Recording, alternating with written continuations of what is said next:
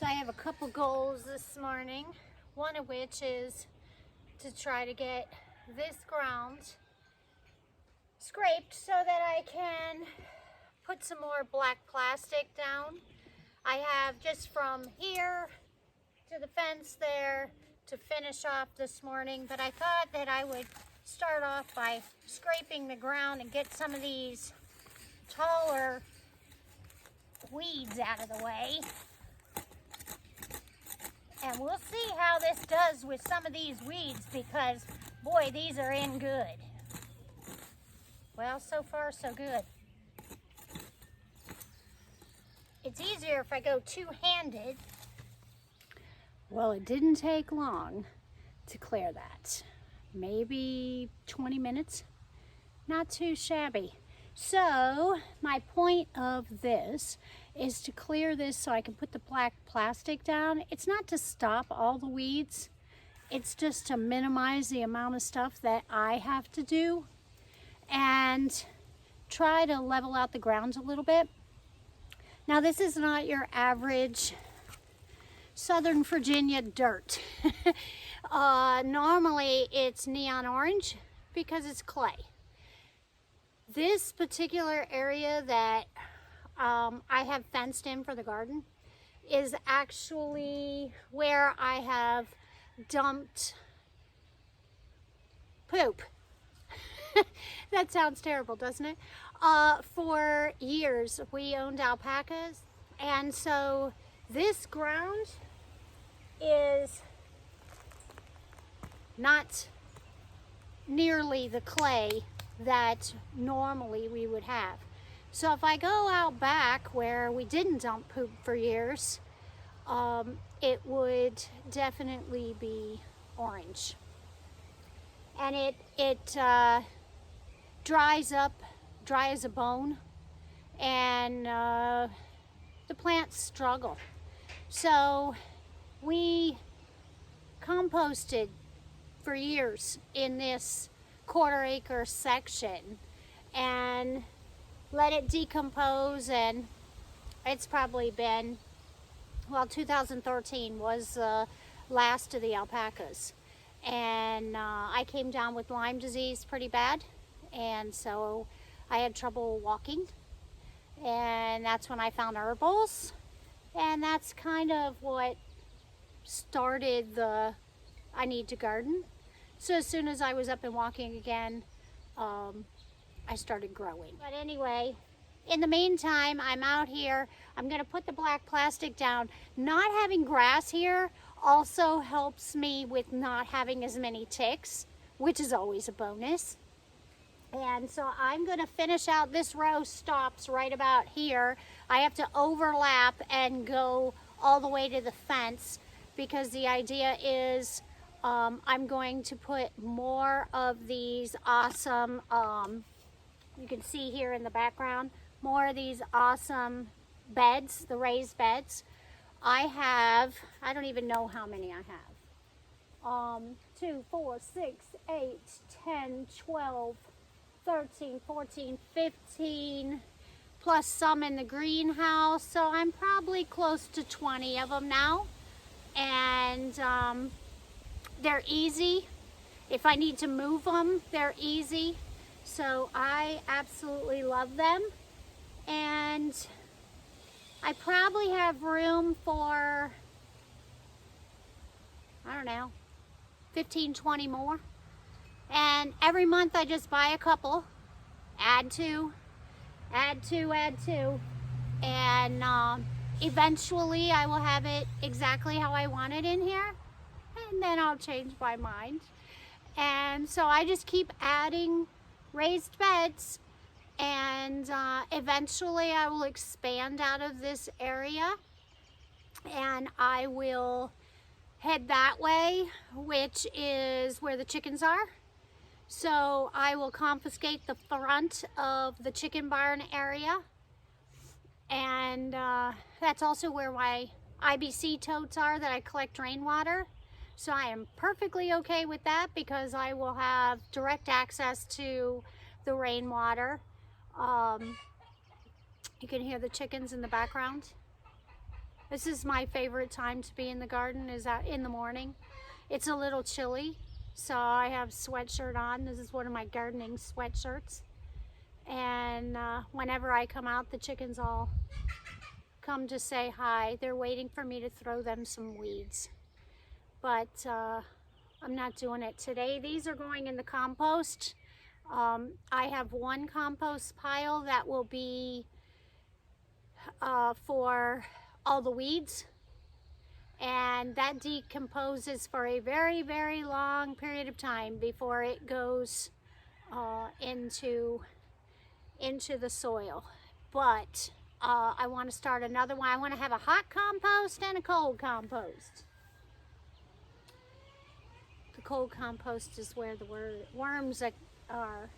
So anyway, I'm going to get back to work on this. We'll see how this is going, and then we'll get as much done as possible. Look, I found a weed. Can't help it. Well, I think that's as good as it's going to get. I've got it raked out and kind of filled in a pile. Way in the back there is where a peach tree was. So we dug the root out. There's a little piece of root sticking up, so I'm going to hack that off so I don't accidentally step on it under this black plastic. But I think we're almost ready for the plastic. Wish me luck. I'll be crawling around on the floor. The Amazon truck just dropped off my staples so I can finally finish this black plastic and show you guys. It's also raining, but that's beside the point. I'm out here anyway. So, staples. They come in a pretty decent sized box, and all we have to do is watch where we walk so that we don't wrinkle it up too bad. Get some staples. I'm overlapping this section by, I don't know, a foot. And the reason for that is weeds. I'll get this end pounded in and then go to town on the sides.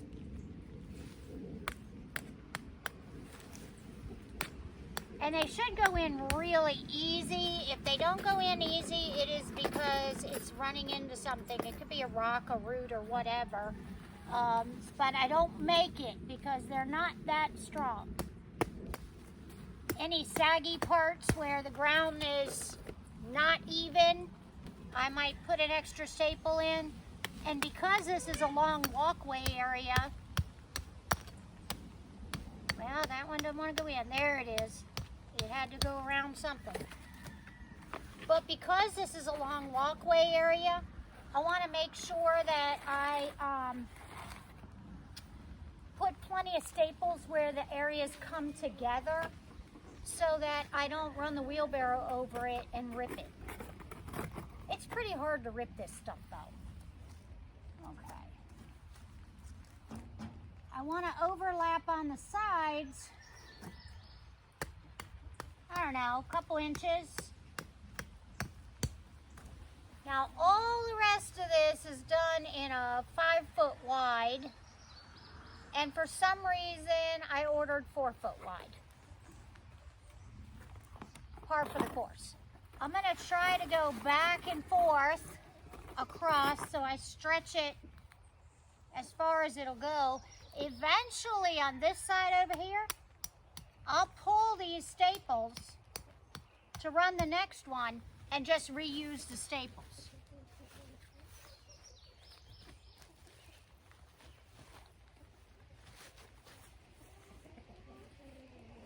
But this requires me crawling around on the ground. And it's not raining hard, it's just a light rain. And it stops and goes and stops and goes, so the plants love it. I'm not arguing with it.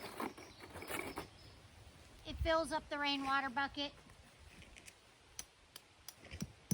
Oh, hear that? That's hitting a tree root. And I can guarantee that was a peach tree because I pulled them up,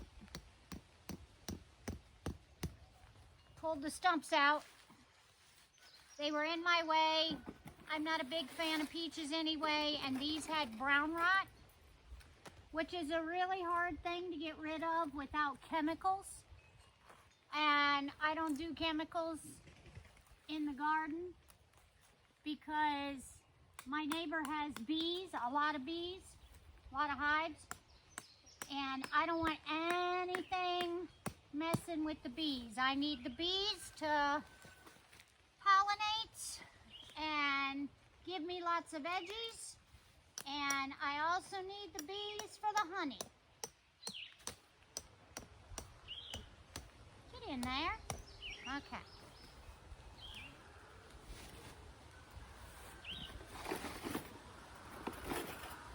As you can see, I'm doing pretty good. It's pretty easy.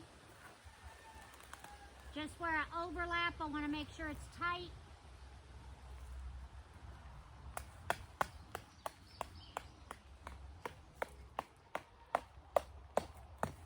Oh, hit something. There it goes.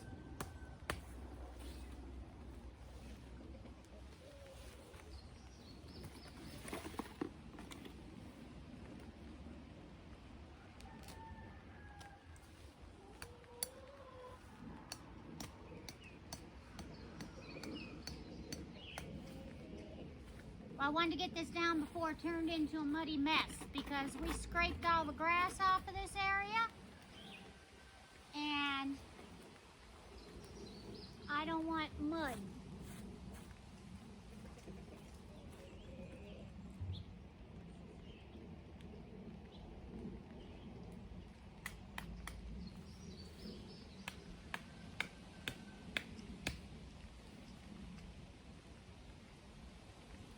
I'm looking to see if my beans are coming up yet. No.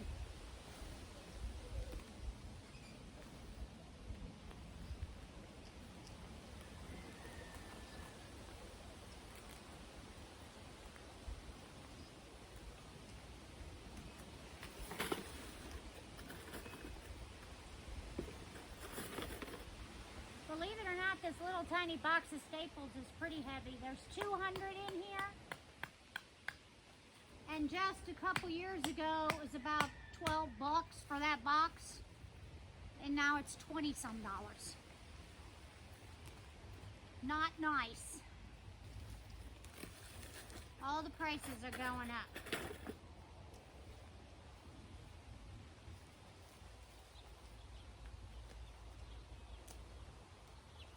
Now, if the ground were soft, you could push these in with your hands.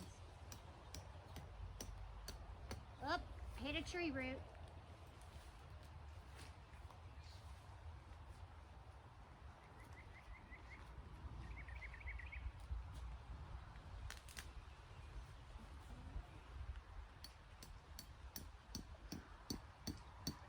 There we go.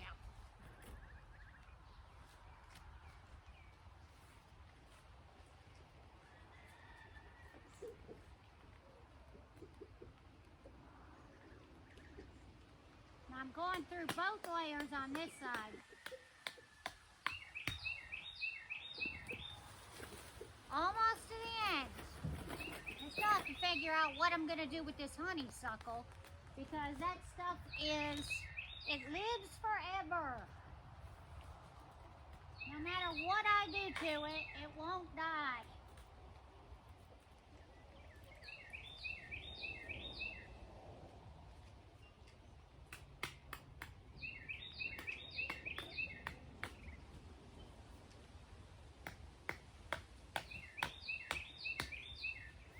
One more over here.